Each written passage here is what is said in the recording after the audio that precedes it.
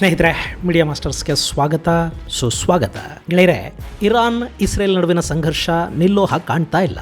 Iran ಮೇಲೆ ಪ್ರತೀಕಾರ ತೀರಿಸಿಕೊಳ್ಳೋ ಮಾತಾಡ್ತಾ ಇಸ್ರೇಲ್ ಪ್ರತಿದಾಳಿಗೆ ಸಿದ್ಧತೆಗಳನ್ನು ಮಾಡ್ಕೊಳ್ತಾ ಇದೆ. ಮತ್ತೊಂದು ಕಡೆ ಇರಾನ್ ಕೂಡ ಇಸ್ರೇಲ್ ದಾಳಿಯನ್ನು ಎದುರಿಸೋದಕ್ಕೆ ಬೇಕಾದ ಏರ್ ಡಿಫೆನ್ಸ್ ಸಿಸ್ಟಮ್ಗಳನ್ನು ಸಜ್ಜುಗೊಳಿಸಿದೆ. ಶುಕ್ರವಾರ ಬೆಳಗಿನ ಜಾವ ಇರಾನಿನ ಅಣು ಸಂಶೋಧನಾ ಕೇಂದ್ರಗಳು, ಯುರೇನಿಯಂ ಸಂಸ್ಕರಣಾ ಘಟಕ ಎಲ್ಲವನ್ನ ಹೊಂದಿರುವ ಇಸ್ಫಾನ್ ಪ್ರಾವಿನ್ಸ್ನ ಏರ್ಪೋರ್ಟ್ ಒಂದರ ಬಳಿ ಭಾರೀ ಸದ್ದು ಕೇಳಿ ಬಂದಿದೆ. ಅದರ ಬೆನ್ನಲ್ಲೇ ಇರಾನ್ ತನ್ನ ಏರ್ ಡಿಫೆನ್ಸ್ ಸಿಸ್ಟಮ್ ಅನ್ನ ಆಕ್ಟಿವ್ ಮೋಡಿಗೆ ತಗೊಂಡು ಬಂದಿದ್ದು ಅಲ್ಲೊಂದಷ್ಟು ಮಿಸೈಲ್ಗಳನ್ನು ಫೈರ್ ಕೂಡ ಮಾಡಲಾಗಿದೆ. ಈ ಭಾಗದಲ್ಲಿ ಸಂಚರಿಸುವ ಕಮರ್ಷಿಯಲ್ ಫ್ಲೈಟ್ಗಳ ದಿಕ್ಕನ್ನು ಬದಲಾಯಿಸಲಾಗಿದೆ. ಟೆಹರಾನ್ ನಲ್ಲಿರೋ ಇಮಾಮ್ ಖೊಮೇನಿ ಇಂಟರ್ನ್ಯಾಷನಲ್ ಏರ್ಪೋರ್ಟ್ನ ಕಾರ್ಯಾಚರಣೆಯನ್ನ ತಾತ್ಕಾಲಿಕವಾಗಿ ಸ್ಥಗಿತಗೊಳಿಸಲಾಗಿದೆ ಮತ್ತು ಇಸ್ರೇಲ್ ಕಡೆಯಿಂದ ಒಂದಷ್ಟು ಡ್ರೋನ್ಗಳು ಹಾರಿ ಬಂದಿದ್ದು ಅವುಗಳನ್ನು ನಾವು ನ್ಯೂಟ್ರಲೈಸ್ ಮಾಡಿದೀವಿ ಅಂತ ಇರಾನ್ ಹೇಳಿಕೊಂಡಿದೆ. ಹಾಗಾದ್ರೆ ಇಸ್ರೇಲ್ ಇರಾನ್ ಮೇಲಿನ ಯುದ್ಧಕ್ಕೆ ಕಹಳೆಯನ್ನು ಊದೇ ಬಿಡ್ತಾ ಇಸ್ರೇಲ್ ಡ್ರೋನ್ ದಾಳಿಯನ್ನು ಆರಂಭ ಮಾಡಿದ್ಯಾ? ಅಕಸ್ಮಾತ್ ಅಲ್ಲಿ ಇಸ್ರೇಲ್ ದಾಳಿಗೆ ಮುಂದಾದರೆ ಅದನ್ನು ಎದುರಿಸುವ ಶಕ್ತಿ ಇರಾನ್ಗೆ ಇದೆಯಾ ಅನ್ನೋ ಬಗ್ಗೆ ಒಂದಷ್ಟು ಮಾಹಿತಿಯನ್ನು ನಾವಿಲ್ಲಿ ನೋಡೋಣ.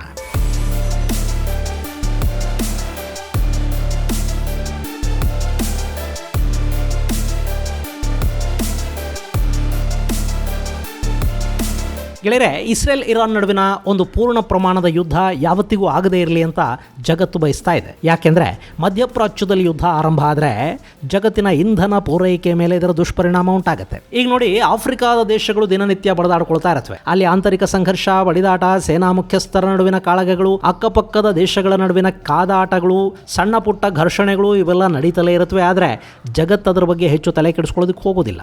ಯಾಕೆಂದ್ರೆ ಆಫ್ರಿಕಾ ಖಂಡ ಒಂದು ಬದಿಯಲ್ಲಿದೆ, ಅಲ್ಲಿನ ಮಧ್ಯಭಾಗದಲ್ಲಿ ಸಂಘರ್ಷ ನಡೀತಾ ಇದೆ. ಹೀಗಾಗಿ ಅದರಿಂದ ಜಗತ್ತಿನ ಇನ್ನಿತರ ಭಾಗಗಳ ಮೇಲೆ ಆಗುವ ಪರಿಣಾಮ ಅಷ್ಟು ದೊಡ್ಡದಾಗೇನಿರೋದಿಲ್ಲ. ವಿಶ್ವಸಂಸ್ಥೆಯ ಆಹಾರ ಕಾರ್ಯಕ್ರಮದ ಮೇಲೆ ಒಂದಷ್ಟು ಒತ್ತಡ ಬೀಳುತ್ತೆ ಅನ್ನೋದು ಬಿಟ್ರೆ ಅಲ್ಲಿ ಜಗತ್ತಿಗೆ ಸಮಸ್ಯೆ ಆಗೋ ಥರದ್ದೇನೂ ಆಗೋದಿಲ್ಲ. ಹೀಗಾಗಿ ಅವರ ಸಂಘರ್ಷದ ಬಗ್ಗೆ ಬೇರೆ ಯಾರಿಗೂ ಅಂಥ ಆಸಕ್ತಿನೂ ಕಾಣೋದಿಲ್ಲ. ಅದರ ಬಗ್ಗೆ ಹೆಚ್ಚು ವಿಷಯಗಳು ನಮ್ಮನ್ನು ತಲುಪೋದು ಇಲ್ಲ. ಹಾಗೆ ಯಮನ್ ಸಂಘರ್ಷ ಕೂಡ ಅಲ್ಲಿ ಸಾಕಷ್ಟು ವರ್ಷಗಳಿಂದ ಸುನ್ನಿ ಶಿಯಾ ಜಗಳ ನಡೀತಾ ಇದೆ. ಆದರೆ ಯಮನ್ ಮೇಲೆ ಯಾರೂ ಆಧಾರ ಪಟ್ಟಿಲ್ಲ. ಹೀಗಾಗಿ ಆ ಜಗಳಕ್ಕೆ ಅಂತ ಮಹತ್ವ ಸಿಗ್ತಿಲ್ಲ. ಆದರೆ ಇರಾನ್ ಮತ್ತು ಇಸ್ರೇಲ್ ನಡುವಿನ ಸಂಘರ್ಷ ಅನ್ನೋದು ಹಾಗಲ್ಲ.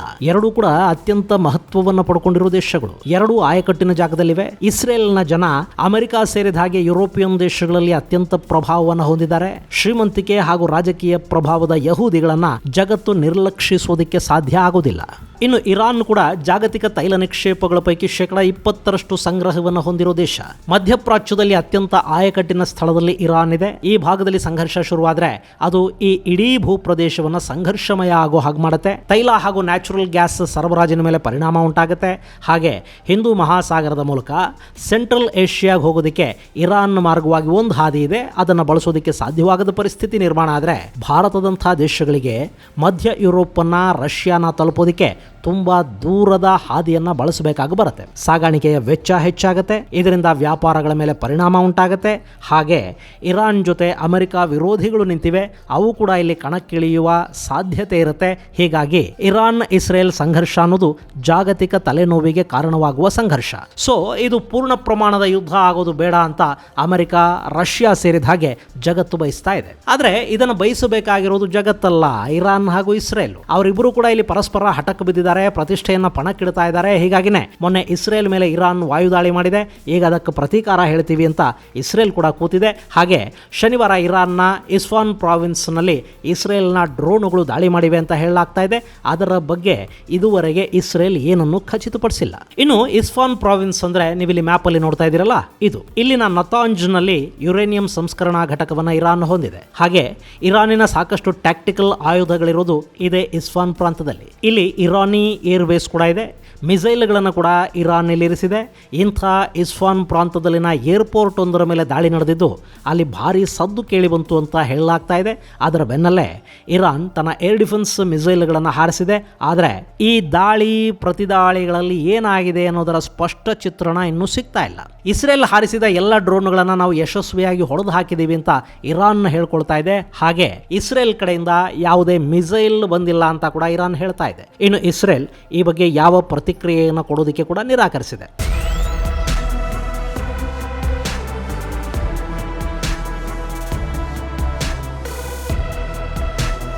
ಗೆಳೆಯರೆ, ಇಲ್ಲಿ ಇರಾನ್ ಹಾಗೂ ಇಸ್ರೇಲ್ ನಡುವಿನ ಸಂಘರ್ಷ ಅಂತ ಬಂದಾಗ ಎರಡೂ ದೇಶಗಳು ಸಹಜವಾಗಿ ವಾಯುದಾಳಿಯನ್ನ ಮಾಡಿಕೊಳ್ಳುತ್ತವೆ. ಯಾಕೆಂದ್ರೆ ಎರಡೂ ಸಾಕಷ್ಟು ದೂರದಲ್ಲಿರುವ ದೇಶಗಳು. ಎರಡೂ ದೇಶಗಳು ಎಲ್ಲೂ ಕೂಡ ಪರಸ್ಪರ ಗಡಿಯನ್ನು ಹಂಚಿಕೊಳ್ಳುವುದಿಲ್ಲ. ಹೀಗಾಗಿ ವಿಮಾನಗಳು, ಡ್ರೋನ್ಗಳು ಹಾಗೂ ಮಿಸೈಲ್ಗಳನ್ನು ಹೊರತುಪಡಿಸಿದರೆ ಇಲ್ಲಿ ಬೇರೆ ಆಯುಧಗಳ ಬಳಕೆ ಇರೋದಿಲ್ಲ. ಇನ್ನು ಇರಾನ್ ಕೂಡ ಇಸ್ರೇಲ್ ಮೇಲೆ ಹಾರಿಸಿದ್ದು ಡ್ರೋನ್ ಹಾಗೂ ಮಿಸೈಲ್ಗಳನ್ನೇ. ಇರಾನ್ನ ಮೂಲಗಳು ತಿಳಿಸಿರೋ ಹಾಗೆ ಖೊರ್ರಮ್ ಶಹರ್, ಸೆಜಿಲ್, ಗದರ್, ಎಹಮದ್ ಮುಂತಾದ ಬ್ಯಾಲಿಸ್ಟಿಕ್ ಮಿಸೈಲ್ಗಳು ಹಾಗೂ ಪವೇಹ್, ಫತಾ ಮುಂತಾದ ಕ್ರೂಸ್ ಮಿಸೈಲ್ಗಳನ್ನು ಇರಾನ್ ಇಸ್ರೇಲ್ ವಿರುದ್ಧ ಬಳಕೆ ಮಾಡಿದೆ. ಇಲ್ಲಿ ಈ ಖೊರ್ರಮ್ ಶಹರ್ ಇದೆಯಲ್ಲ, ಇದು 2000 ಕಿಲೋಮೀಟರ್ಗಳಷ್ಟು ರೇಂಜ್ ಅನ್ನು ಹೊಂದಿದೆ. ಗದರ್ ಕೂಡ 2000 ಕಿಲೋಮೀಟರ್ಗಳ ರೇಂಜ್ ಅನ್ನು ಹೊಂದಿದ್ರೆ, ಅಹಮದ್ 1700 ಕಿಲೋಮೀಟರ್ ಹಾಗೂ ಸೇಜಿಲ್ 2000 ಕಿಲೋಮೀಟರ್, ಹಾಗೆ ಪೇವ್ ಅನ್ನೋದು 1650 ಕಿಲೋಮೀಟರ್, ಫತಾಹ್ ಸುಮಾರು 1400 ಕಿಲೋಮೀಟರ್ಗಳಷ್ಟು ರೇಂಜನ್ನು ಹೊಂದಿವೆ ಅಂತ ಇರಾನ್ ಹೇಳಿಕೊಳ್ಳುತ್ತೆ. ಈ ಪೈಕಿ ಬಹುತೇಕ ಮಿಸೈಲ್ಗಳನ್ನು ಇಸ್ರೇಲ್,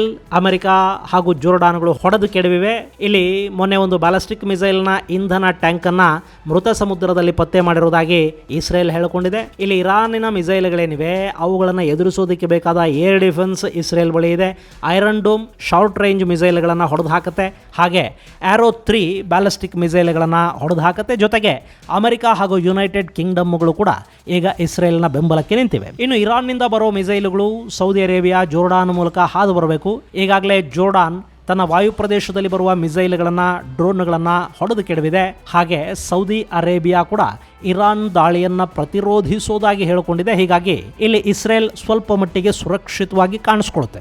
ಇನ್ನು ಇರಾನ್ನ ಪರಿಸ್ಥಿತಿ ಕೂಡ ಹೀಗೆ ಇದೆಯಾ ಗೆಳೆಯರೆ? ಇರಾನ್ ಮೇಲೆ ದಾಳಿ ಮಾಡಬೇಕಾಗಿ ಬಂದರೆ ಇಸ್ರೇಲ್ ನೇರವಾಗಿ ತನ್ನ ನೆಲದಿಂದ ದಾಳಿ ಮಾಡಬಹುದು, ಅಥವಾ ಸಿರಿಯಾದ ಮೂಲಕ ಕೂಡ ಇರಾನ್ ಮೇಲೆ ವಾಯುದಾಳಿಯನ್ನು ನಡೆಸುವ ಅವಕಾಶಗಳು ಇಸ್ರೇಲ್ಗಿರುತ್ತವೆ. ಇಲ್ಲಿ ಶುಕ್ರವಾರ ಇರಾನ್ ಮೇಲೆ ನುಗ್ಗಿ ಬಂದು ಅಂತ ಹೇಳಲಾಗುವ ಡ್ರೋನ್ಗಳು ಬಂದಿದ್ದು ಎಲ್ಲಿಂದ ಅನ್ನೋ ಬಗ್ಗೆ ನಾನು ಈ ವಿಡಿಯೋ ಮಾಡುವವರೆಗೆ ಖಚಿತವಾದ ಮಾಹಿತಿ ಬಂದಿರಲಿಲ್ಲ. ಇನ್ನು ಡ್ರೋನ್ ಆದ ಕಾರಣ ಅವುಗಳನ್ನು ಇರಾನ್ ಹೊಡೆದು ಹಾಕಿರುವುದಾಗಿ ಹೇಳಿಕೊಂಡಿದೆ. ಆದರೆ ಇಸ್ರೇಲ್ ಮಿಸೈಲ್ ದಾಳಿಗೆ ಏನಾದರೂ ಮುಂದಾಗಿಬಿಟ್ರೆ ಇರಾನ್ ಅದನ್ನ ನಿಯಂತ್ರಿಸುವ ಶಕ್ತಿಯನ್ನು ಹೊಂದಿದೆಯಾ? ಇರಾನ್ ಬಳಿ ಸಾಕಷ್ಟು ಏರ್ ಡಿಫೆನ್ಸ್ ವ್ಯವಸ್ಥೆ ಇದೆ, ಹಾಗೆ ಅವರ ಮಿಸೈಲ್ಗಳು ಕೂಡ ಸಾಕಷ್ಟು ಶಕ್ತಿಶಾಲಿಯಾಗಿವೆ. ಇರಾನ್ ಈ ಹಿಂದೆ ಪಾಕಿಸ್ತಾನದ ಮೇಲೆ, ಸಿರಿಯಾದಲ್ಲಿ, ಇರಾಕ್ ಮೇಲೆ ತನ್ನ ಮಿಸೈಲ್ಗಳನ್ನು ಬಳಸಿದೆ ಕೂಡ. ಈ ಮಿಸೈಲ್ಗಳು ಸುಮಾರು 300ರಿಂದ 2000 ಕಿಲೋಮೀಟರ್ಗಳವರೆಗಿನ ರೇಂಜ್ ಅನ್ನ ಹೊಂದಿವೆ ಅಂತ ಹೇಳಲಾಗುತ್ತೆ. ಹಾಗೆ ಏರ್ ಡಿಫೆನ್ಸ್ ಸಿಸ್ಟಮ್ ಅಂತ ಬಂದಾಗ ಇರಾನ್ ಅತಿ ಹೆಚ್ಚು ಡಿಪೆಂಡ್ ಆಗ್ತಾ ಇರೋದು ಅರ್ಮಾನ್, ಸೈಯದ್ ಹಾಗೂ S-300ಗಳ ಮೇಲೆ. ಈ ಅರ್ಮಾನ್ ಅನ್ನೋದು ಏಕಕಾಲಕ್ಕೆ 6 ಟಾರ್ಗೆಟ್ಗಳನ್ನು ಹೊಡೆದು ಹಾಕುತ್ತೆ. ಹಾಗೆ ಇದರ ರೇಂಜ್ 120ರಿಂದ 180 ಕಿಲೋಮೀಟರ್ ಅಂತ ಹೇಳಲಾಗುತ್ತೆ. ಇದರ ಜೊತೆಗೆ ಅಜರಾ ಖಾಶ್ ಅನ್ನೋ ಇನ್ನೂ ಒಂದು ಡಿಫೆನ್ಸ್ ಸಿಸ್ಟಮ್ ಇದೆ. ಇದು ಶಾರ್ಟ್ ರೇಂಜ್ ಮಿಸೈಲ್ಗಳನ್ನು ಹೊಡೆದು ಕೆಡವಬಲ್ಲ ಸಾಮರ್ಥ್ಯವನ್ನು ಹೊಂದಿದೆ. ಇದರ ರೇಂಜು 50 ಕಿಲೋಮೀಟರ್. ಆದರೆ ಸೈಯದ್ ಇದೆಯಲ್ಲ, ಅದು ಹಾಗಲ್ಲ. ಸೈಯದ್ ರಷ್ಯಾದ S-200 ಮಾದರಿಯ ಏರ್ ಡಿಫೆನ್ಸ್ ಸಿಸ್ಟಮ್ ಆಗಿದ್ದು ಅದಕ್ಕಿಂತಲೂ ಅತ್ಯಾಧುನಿಕವಾಗಿದೆ ಅಂತ ಹೇಳಲಾಗುತ್ತೆ. ಇದು ಏಕಕಾಲಕ್ಕೆ 24 ಗುರಿಗಳನ್ನು ಹೊಡೆದು ಕೆಡವುತ್ತೆ. ಹಾಗೆ ಸುಮಾರು 180ರಿಂದ 200 ಕಿಲೋಮೀಟರ್ ವರೆಗಿನ ರೇಂಜ್ ಅನ್ನು ಇದು ಹೊಂದಿದೆ. ಇದರ ಜೊತೆಗೆ ಸೆಫರ್, ಅಲೀಮ್, ಫಲಾಕ್, ಅಸರ್, ಅರಾಶ್ ಮುಂತಾದ ರಡಾರ್ಗಳನ್ನು ಇರಾನ್ ಬಳಸ್ತಾ ಇದೆ. ಈ ಪೈಕಿ ಸೆಫರ್ ಅತ್ಯಂತ ಬಲಿಷ್ಠ ಮತ್ತು ಆಧುನಿಕ ರಡಾರ್ ಅನ್ನಿಸ್ಕೊಳ್ತಾ ಇದ್ದು ಇದರ ರೇಂಜು 3000 ಕಿಲೋಮೀಟರ್ ಅಂತ ಹೇಳ್ತಾರೆ. ಇದರ ಜೊತೆಗೆ ಸುಮಾರು 21ಕ್ಕೂ ಹೆಚ್ಚು ಮಿಸೈಲ್ ಏರ್ ಡಿಫೆನ್ಸ್ ಸಿಸ್ಟಮ್ ಅನ್ನ ಇರಾನ್ ಹೊಂದಿದೆ. ಅದರಲ್ಲಿ ಸಾಕಷ್ಟು ಸ್ವದೇಶಿ ನಿರ್ಮಿತ ಇವೆ, ಒಂದೆರಡು ಚೈನಾ ಮೇಡಿವೆ. ಹಾಗೆ ಅಮೆರಿಕ ಹಾಗೂ ಚೈನಾ ಮಾಡೆಲ್ಗಳನ್ನು ಕಾಪಿ ಮಾಡಿ ಇರಾನ್ನೇ ಒಂದೆರಡು ಮಿಸೈಲ್ಗಳನ್ನು ನಿರ್ಮಾಣ ಮಾಡಿಕೊಂಡಿದೆ. ಸೈಯದ್, ಹೆರ್ಜ್, ಖುರ್ದಾದ್, ತಲಾಶ್ ಮುಂತಾದ ಏರ್ ಡಿಫೆನ್ಸ್ ಸಿಸ್ಟಮ್ಗಳು ಇರಾನ್ನ ಬಳಿ ಇವೆ. ಜೊತೆಗೆ ಇರಾನ್ ರಷ್ಯಾದ S-300 ಅನ್ನು ಕೂಡ ಬಳಕೆ ಮಾಡ್ತಾ ಇದೆ. ಹೀಗಾಗಿ ಇಸ್ರೇಲಿನ ದಾಳಿಯನ್ನ ಇರಾನ್ ಕೂಡ ಒಂದು ಹಂತಕ್ಕೆ ಯಶಸ್ವಿಯಾಗಿ ಎದುರಿಸಲುಬಹುದು. ಆದರೆ ಇಸ್ರೇಲಿನ ಜೊತೆ ಬ್ರಿಟನ್ ಅಥವಾ ಅಮೆರಿಕ ನಿಂತು ಬಿಟ್ರೆ, ಅಥವಾ ಅಮೆರಿಕದ ಆಯುಧಗಳನ್ನ ಹೆಚ್ಚಿನ ಪ್ರಮಾಣದಲ್ಲಿ ಇಸ್ರೇಲ್ ಬಳಕೆ ಮಾಡೋದಕ್ಕೆ ಶುರು ಮಾಡಿದ್ರೆ ಇರಾನ್ ಖಂಡಿತ ಸಂಕಷ್ಟಕ್ಕೆ ಸಿಲುಕಿಕೊಳ್ಳಬೇಕಾಗಿ ಬರುತ್ತೆ.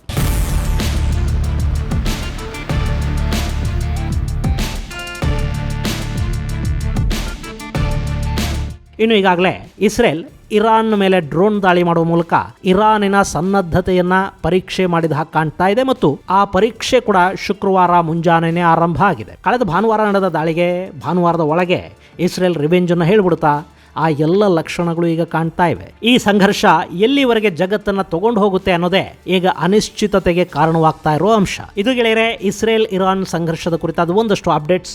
ಮುಂದಿನ ಸಂಚಿಕೆಯಲ್ಲಿ ಮತ್ತಷ್ಟು ವಿಶೇಷಗಳ ಜೊತೆ ಮತ್ತೆ ಭೇಟಿಯಾಗೋಣ. ಅಲ್ಲಿವರೆಗೆ ಜೈ ಹಿಂದ್, ಜೈ ಕರ್ನಾಟಕ.